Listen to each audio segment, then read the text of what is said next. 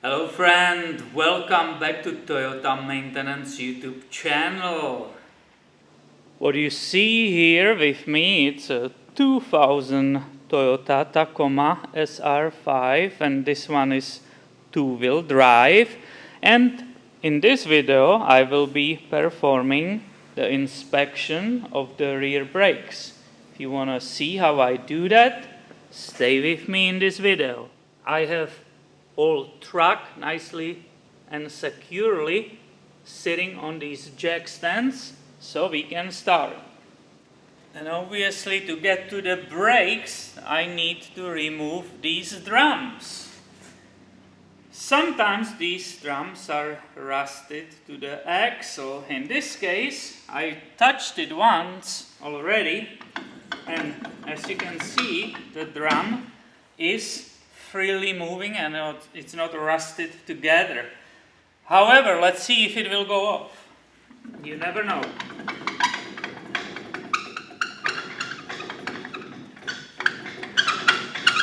Sometimes you might need a little tap with the hammer, which will help that.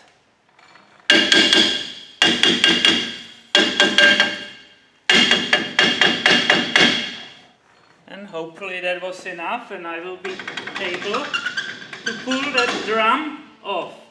And here you saw it. I will put that brake dust in that catching pan. And here we go, the whole inspection started. I can start, for example, with looking inside of the drum if there are any high spots. If you want to be perfectionist, you can measure the diameter which is inside. It's actually printed right here on the bottom inside of the drum, and you are basically measuring for maximum possible wear number. If it's worn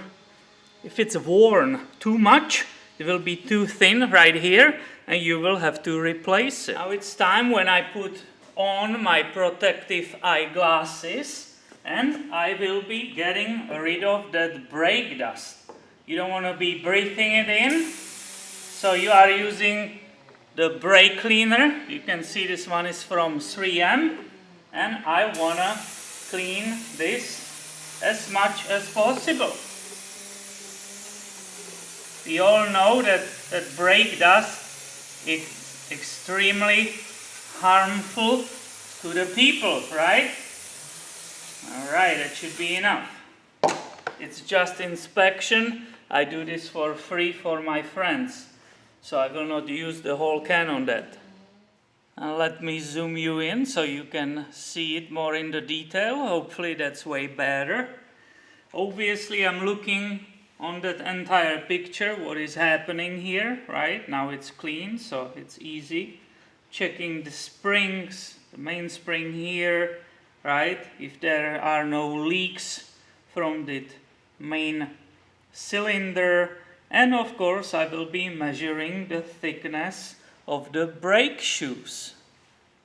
To measure the minimum thickness of those shoes, I will use my gauges basically, right, which has the numbers on it, and I will try to compare those shoes in multiple areas because the thickness is not the same in the entire area.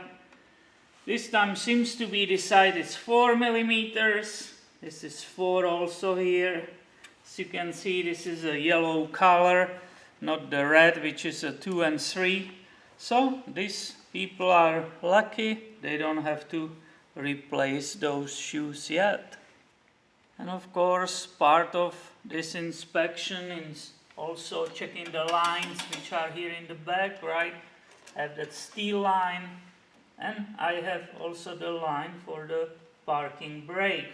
So you look at all of these and make sure it's in the correct order.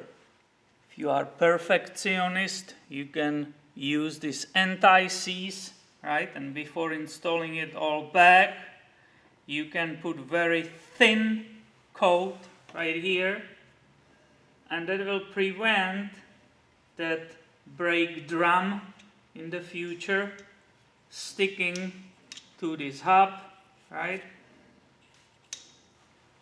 And it will be easy for the next person who will be dealing with it. It will be easier to remove that.